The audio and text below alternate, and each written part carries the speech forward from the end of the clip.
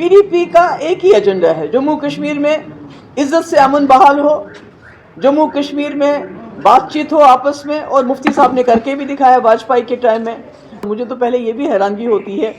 کہ BJP نے پہلے اسٹیٹ کے 2 ٹکڑے کر دیے، اب ان کی لیڈر ٹرائیفرکیشن کی بات کرتی ہے، پر فاروق صاحب اس کے بارے میں کچھ نہیں بولتے ہیں، ان کی مخالفت نہیں کرتے ہیں۔ پر چونکہ محبوبہ مفتی نے کہا راجوری، پونچھ، ڈوڈا، کشتواڑ، جو بھی چناب ویلی ہے، پیر پنچال ویلی ہے، وہاں ان کا ایک ڈویژنل ایڈمنسٹریشن کریٹ ہونا چاہیے، جہاں جہاں نئے ڈسٹرکٹس کی ضرورت ہے ان کو وہ ملنا چاہیے، تاکہ ان لوگوں کی جو زندگی کچھ آسان ہو جائے۔ تو اس میں فاروق صاحب کو غصہ آیا تو میں کیا کروں، صرف ان کو یہی گزارش کروں گی، آپ یاد کیجئے کہ آپ کے والد کو کس ڈکسن پلان کے لیے جیل میں ڈال دیا گیا تھا، تو آپ کو پتہ چلے گا کہ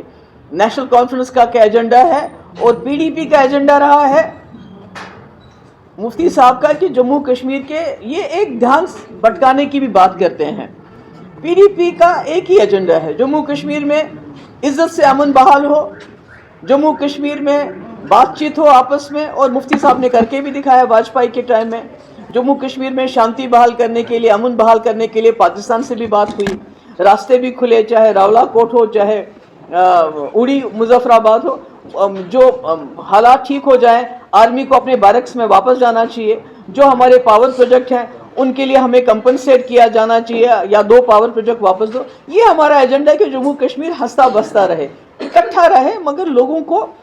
کے پاس سرکار پہنچے، یہ نہیں کہ وہ 2 دھکے کھائیں، راجوری، پونچھ اور ڈوڈا کشتواڑ کے لوگ کبھی سری نگر فائل لے کے، کبھی جموں فائل لے کے، ان کو سرکار اپنے دروازے پہ ملے۔ ان کو ڈکسن پلان کے لیے ہی اریسٹ کیا گیا تھا۔ یہ نیشنل کانفرنس کا ایجنڈا ہو سکتا ہے، شیخ صاحب مرحوم کا ایجنڈا ہو سکتا ہے جس کے لیے ان کو اریسٹ کیا گیا، ڈسمس کیا گیا، جیل میں ڈالا گیا۔ مفتی محمد سعید صاحب کی پارٹی کا ایسا کوئی ایجنڈا نہیں ہو سکتا ہے۔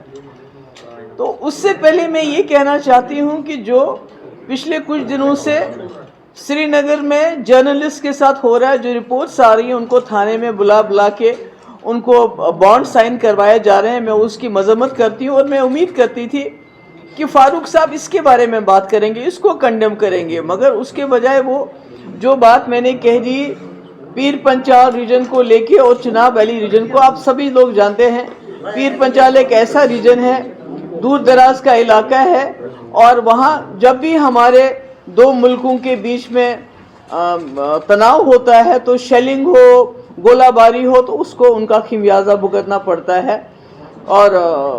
بہت ہی لوگ وہاں جو ہیں ابھی پست حالت میں ہیں۔ تو ان کو انتظامیہ وہاں دینا، وہاں ڈویژن ان کو دینا، ایک ڈویژنل کمشنر کا بیٹھنا، مجھے سمجھ نہیں آتا ہے یہ کہاں سے بن گیا ڈکسن پلان۔ اسی طرح چناب ویلی جو انوائرمنٹلی آپ کو پتہ ہے کہ وہاں کتنا فریجائل ہے، کتنی وہاں پر جو ہے نیچرل ڈیزاسٹرز آتے ہیں، کتنے وہاں ایکسیڈنٹس ہوتے ہیں، کیا وہاں کا ماحول ہے،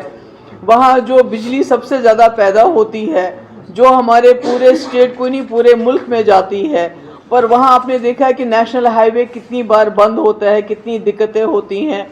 تو اس وجہ سے یہ ایسے علاقے ہیں جو کٹے ہوئے ہیں ایک حساب سے، جن کے لیے جموں یا سری نگر ہر چیز کے لیے باغم دوڑ کرنا، میں سمجھتی ہوں لوگوں کے لیے زیادتی ہے۔ لوگوں کی ایمپاورمنٹ ہونی چاہیے۔ جمہوریت کی سب سے بڑی نشانی ہے کہ لوگوں کے پاس حکومت پہنچ جائے۔ تو میں نے ایڈمنسٹریشن کی بات کی ہے، میں نے کوئی ڈکسن پلان کی بات نہیں کی، کہ مفتی صاحب نے اپنی ساری زندگی گزاری جموں کشمیر کو اکٹھا رکھنے میں۔ انہوں نے اتنا بڑا فیصلہ جو BJP کے ساتھ جانے کا کیا، وہ بھی تھا کہ جموں اور کشمیر کے مینڈیٹ کو اکٹھا چلایا جائے۔ تو ایسے میں اگر فاروق صاحب ایسا کہتے ہیں، پر مجھے تو پہلے یہ بھی حیرانگی ہوتی ہے